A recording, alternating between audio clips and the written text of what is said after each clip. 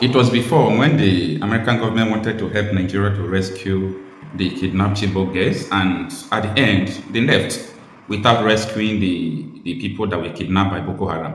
This is because they sense collusion that Nigeria government is colluding with the terrorists because the information, what they plan with the Nigerian military leaked to the terrorists. So that was how they understood that this is government something, and they left. So recently, you must have heard that this, Trump withdrew the military personnel. I mean, the U.S. military he sent to Nigeria before, and I was listening to Dr. Ezekiel Dachomo. He made a statement that I never thought of, because when the U.S. announced that they are withdrawing troops out of Nigeria, they just said that. They collaborated with Nigeria to kill ISIS in Nigeria, and after that, boom, no further statements. Now, Dr. Ezekiel Dachomo is saying something that the reason why US removed their troops from Nigeria is because the US troop is in danger in Nigeria because they sense that Nigerian military personnel are working together with the terrorists. Anyway, I am not surprised if that is just the exact reason because I understand the principles of infiltration. I always tell you about how America left Afghanistan. What made them to leave Afghanistan? It was just because of principles of infiltration. You will be working with a soldier, Afghanistan soldier or Nigerian soldier. You don't know that you are working with the terrorists that you want to kill. You understand? So when Dr. Ezekiel Dachomo made this statement, I said it could be true. And this was what he said. It is now God has used him. We are going to form militias. God used him to neck us forcefully so that he'll provoke us to start raising militias that would defend the old people, that would defend children, because we are loose. We trust in the security, and there is no security.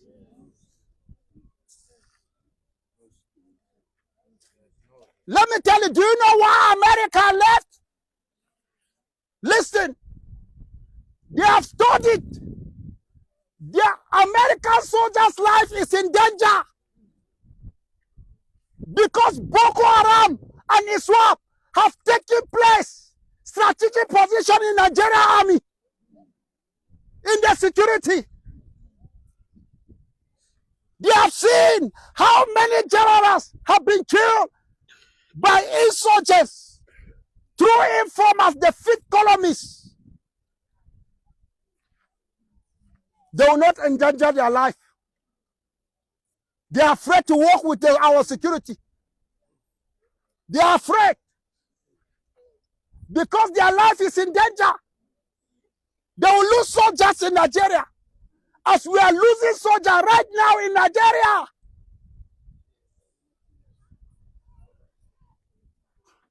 So our life is in danger. Everybody go for self-defense.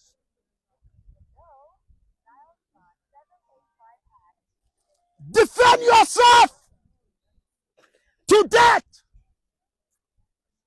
but never kill them. But if they come, don't allow them to escape. Our weapon is in the hands of the Fulani terrorists. They are bringing their weapon to us. Let us prepare our ways with God, and God will forgive us. Those that did this, we have forgiven them. Munga Fartamusu. Munga Fartama, director of NIPS. Ayo, the DG of NIPS, for blackmailing us. We have never gone to Ruga, but they used to come to our place and look at these people. They were shot at the door of their house. Inside here. Not outside. Not the bush. They follow us. Once it's dark, they creep in. They hide at our door. with their AK-47. The first person that will come out, they will shoot. If they find you outside, they shoot.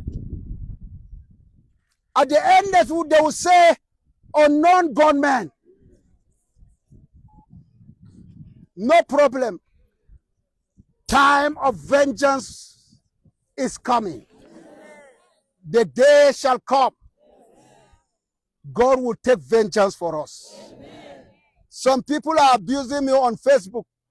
Continue praying. Go out and fight. How can we go out and fight when we know the security is not on our side? The security are, some of them, only few that are good. And those that are good, they are afraid. We don't know where to run to. The government is saying there's no genocide, while we are saying there's genocide.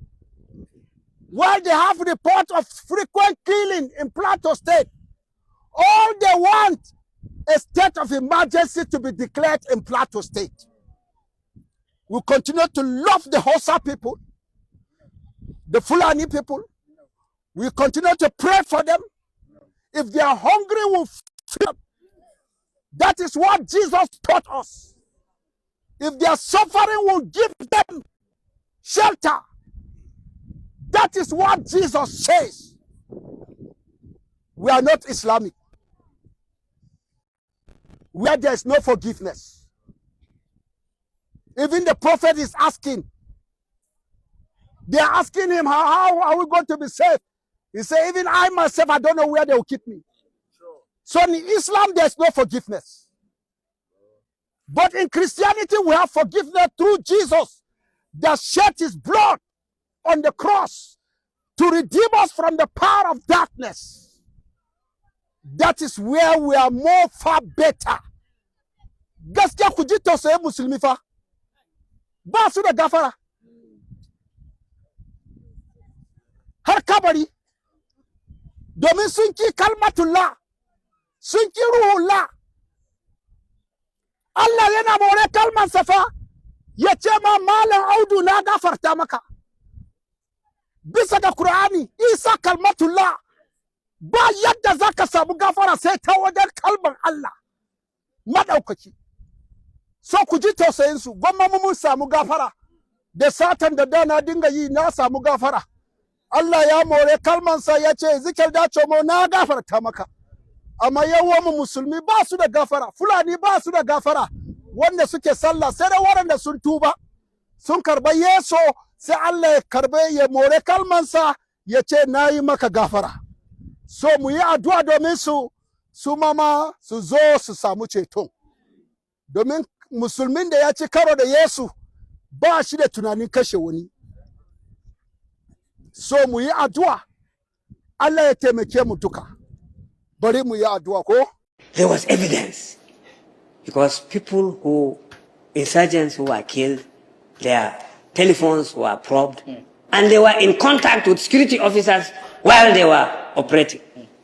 That is to show we have accomplices within the security forces. And that is why when people are being attacked, some instruction will come from above, whoever it would be, to ensure that these people receive the worst kind of treatment before the security forces would come. The people who are sponsoring insurgency in Nigeria didn't just wake up and then became insurgents or started to sponsor insurgency. It started and grew till when we got Sharia into our constitution. According to Sharia, Muslims will have to be the lords. You will have to submit. I will have to submit. Muslims who don't believe in that violence have to submit. There are rules. So since Sharia came in, insurgency in real time came in because they have the right under Sharia to convert the unbeliever. Sorry to interrupt you, sir. Sorry to interrupt you. Pardon me. The aspect of Sharia, the Constitution allows, if correct me if I'm wrong, it is in the cases of inheritance, marriage, marital issues, disputes. Those were the penal court thing which Sardauna had. Yes. The Sharia today. Yes. Why was Leah Sharibu taken out of so many girls? That was not a big Hold on.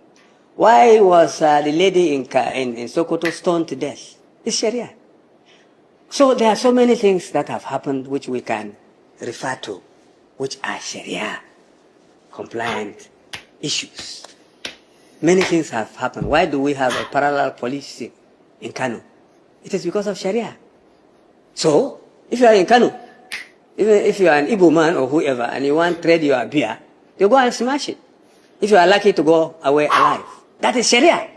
So, sir, anybody who deceives you and said the penal code which we had, which the Sardauna accepted as a means of accommodating the middle belters then because of the Willings Commission requirement, is not what we have today. What we have today, adopted by the 12 local government, states in the north, is the true Sharia. And where they want and when they want to implement, they implement. Even states that are not as aggressive. Not long ago, was it about 2 years ago, my governor in Borno went to and said any hotel that they think was a brochure, quote unquote, how do you qualify a place? They smashed it and destroyed such plots. Churches are not allowed spaces in some areas. So what is that? To own that. Yes. So what is that? It is Sharia. So you see, we pretend, that is the problem with this content. We pretend to be running a circular system in the north. It is no more that way. And this insurgency would not be there without Sharia. When we had the penal code, there was no such insurgency. There was no such aggression. There would not be somebody coming with a gun and say, Allahu Akbar, and attack others. It wasn't there. Under the penal code, it wasn't there. Under Sharia, it's there. And we cannot deny that. It is for the others to wake up and say, look, if you want to practice this, you have the right based on your religion, but you can't impose it on us.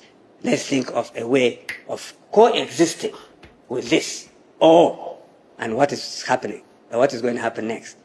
These people will say, let's part ways. When you made mention to a couple of people who were, lynched, lynched, set on fire, and said it was because of Sharia, I was trying to disagree because I know the Sharia process will be, you take the person to face a Sharia panel, and then there will be witnesses called, just more or less like a regular trial court and all of that, but that was not the case. That's what I was trying to correct. It was just mob justice. Yes, maybe influenced by radical clerics. So I don't respond to that, but let's go back to this insecurity. I've had northern leaders. Dr. Akibaba Ahmed is a highly respected northern leader, a Muslim, highly respected, intellectual. He attributes the insecurity from the north, largely, preponderantly, and I tend to agree with him, to misgovernance, bad governance, from governors, local governments, and all, even the presidents. Do you disagree with this? Yes, people in power directs and determines what their people do. So in that regard, you can't disagree with him. Do you disagree? No, I said you and I too can disagree with him. Because if those things that initiated the Boko Haram insurgency didn't start from the political circle, allowing them to do what they did, it wouldn't have exploded to where it is now. And that is true, because leadership determines what the followership does. Good. Fine and good. Even those who are attributing so many things to Ali Sharif, I look at Ali Sharif as saint compared to some people who came after him. Because though Ali Sharif negotiated with a religious group, which was at dead not Boko Haram, they were a religious group to assist him wrestle power. It was later they became Boko Haram. But how did they become Boko Haram? The same Ali Sharif went after them when they insisted on Sharia. He didn't want to be Sharia compliant at the time. So to that extent, I tell some people, I don't see Ali Sharif as Mali Sharif as the man who started this thing. Yes, he negotiated with these people to assist him to wrestle power, which they did. But he refused to implement Sharia. All the same, he had his own militant group, but nearly all governors also have theirs to ensure that they win election. So, sir, without the constitutional backing which we had in 1999 Constitution, many of these governors in the North will not declare Sharia. That is the truth. Because they believe now with Sharia, rather than the penal code in the Constitution, they can declare Sharia in their states, and there's nothing you can do about it. You can go to court, they will tell you Sharia is in the Constitution, and they have the right to practice their religion. Those then who went further to say, yes, in this system, we are allowed to persecute those who don't adhere to Islamic norms, and Christians don't. These things wouldn't be there, sir. So let's be plain and straight. We have reached a stage in this country where you cannot stop these people from practicing their religion. And it has been started in the Constitution. Sharia is there in the Constitution. 73 mentions. You can go and cross-check. There's no mention of Christianity or anything to say that you exist in the first place in the Constitution. None. You can go check people who have gone through the Constitution. So the issue is, how do we navigate away from this source of problem? Because it is already there. It is in the Constitution. And governors who have introduced Sharia, Hizbah, etc., will say that Sharia is in the Constitution and you cannot do anything about it because they are Nigerians. How do we navigate out of that? That is the question. I'm sure our viewers will struggle, especially northern Muslims, will struggle to agree with you. Because I'll go back to the issue of bad governance, failure of leadership, according to Dr. Akim Babamed, according to pretty much everybody I've sat with. And I've been on this for years now. Sir, 20 million plus children out of school on the streets. You see them everywhere in the north. Children of school going age on the streets. Yes. Those are the ready supply, the recruitment source for all these bandits, terrorists, kidnappers, insurgents, name it. Do you agree, sir? I agree. There's no primary health care in anywhere, any villages, no primary health care in almost all the places. Look at primary schools. So poverty, sir, look at poverty. Poverty in the north is like 10 times worse than the rest of Nigeria. I could go on and on, reading out these horrific statistics. So I go back to it. Is it fair to just narrow down on the issue of Sharia as the lone causative factor for all these problems? Thank you. The practice of taking children, handing them over to malams or to these mullahs to train, to travel Rather than with taking them. them to school. Listen, to travel with them, blah, blah, is still part of the religious practice. You don't go to my village, you will not see a beggar on the street with a ball in his hand. It's shameful in my tradition to even have someone who is physically challenged, whether even mentally, to see him on the street begging. Because in my tradition, it's a taboo. You keep your weak and feed them till they die. So, it is the practice in northern Muslim areas, and it is as mentioned, and as we agree, that yes, bad governance has something to do about it. However, let me put it to you. The politicians depend on these clerics for support. They support a person to become a governor. When they get to the seat, how many of them have the balls to now say, you cannot carry children around and travel with them begging here and then? How many of them? So in that respect, we'll say, yes, bad governance. Then another thing, people are producing children who they cannot support. If I don't know whether you are Christian or Muslim, you are confined to have one wife. And how many children you can take care of? In Islam, you can have up to 4 wives. According to the rule, if you can take care of them equitably. Nobody cares about equitably. Produce children, you cannot take care of them, hand them over to the malam, and the malam travels out. They learn menial works, go around Abuja. Who are the nail cutters? Who are the cobblers? It's all this kind of children. Many of them have gone to school, many of them have not. Now, an alternative education has not been provided. Jonathan tried to establish Al-Majiri system schools. Go to those schools. Are they being occupied by Al-Majiris? You will find out Al-Majiris are not there. So, sir, it is not just government. Jonathan tried, but the system resisted. The system resisted. So, if these boys are used as cannon fodder for insurgency, It is not just government. It is the system. Dr. Bitrus, let's make progress. We all witnessed the horrific atrocities in Mango local government, Boko's local government, Bakinladi local government, where entire villages or communities were wiped out. Yes. In what many have described as genocidal, including yourself. Yes. Yet, we have evidence that those villagers alerted security forces that this was coming, these people are coming. That's correct. And yet, security forces, conveniently did not show up before, and while those atrocities were being perpetrated, they didn't show up until after the entire place was decimated. Then they showed. What's going on, sir? How do you explain this? There's complicity within the security forces. Simple. I mean, nothing other than that. You see, the people who sponsors and who sponsored this thing when it started know where they were, the level things have reached, to the extent that they can do something and even protect the aggressors. When General T.Y. said that they are colluding, you remember that there was evidence. Because insurgents who were killed, their telephones were probed, and they were in contact with security officers while they were operating. That is to show we have accomplices within the security forces. And that is why when people are being attacked, some instruction will come from above, whoever it would be, to ensure that these people receive the worst kind of treatment before the security forces would come. That is one. Two, even after the attack, while lamenting, rather than coming to assist in some cases, we have lots of records, the security forces would come if any of their children decides to even fight back, they will be arrested. That is, the victim is now being victimized. This has happened over and over again. So the issue is, the system is already rotten. And thank God, the present government, having received the pressure from the US, has allowed the Americans to assist and collaborate with our government to ensure that this thing is halted.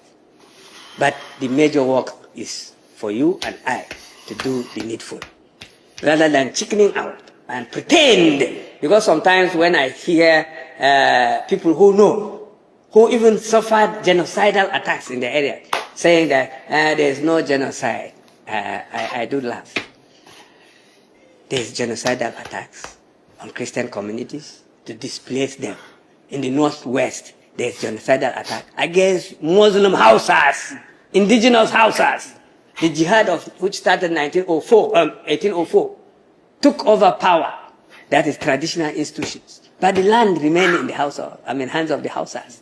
Today the Hausas are also being killed and dispossessed of their land. So it has become multifaceted, but all the same. You look at the history, whether at how Islam started, it is the same trend, sir. It has not changed. So with Sharia, whether we like it or not, that's what will continue to happen, unless it is crushed. Negotiation will not work. Anybody who say non-kinetic, that is the funny terminology I've heard. Somebody who think that, one, if he kills, and if he dies trying to kill for his faith, he's going above to meet some beautiful facilities beyond what he gets here. It's here, it's in the mind. You can't change him through some non-kinetic something. He is out there to either kill or be killed. If somebody would voluntarily go and blow himself up just because he feels he's going to be rewarded, how do you solve the problem through some non-kinetic approach? So the issue is, this thing will not stop unless it is crushed.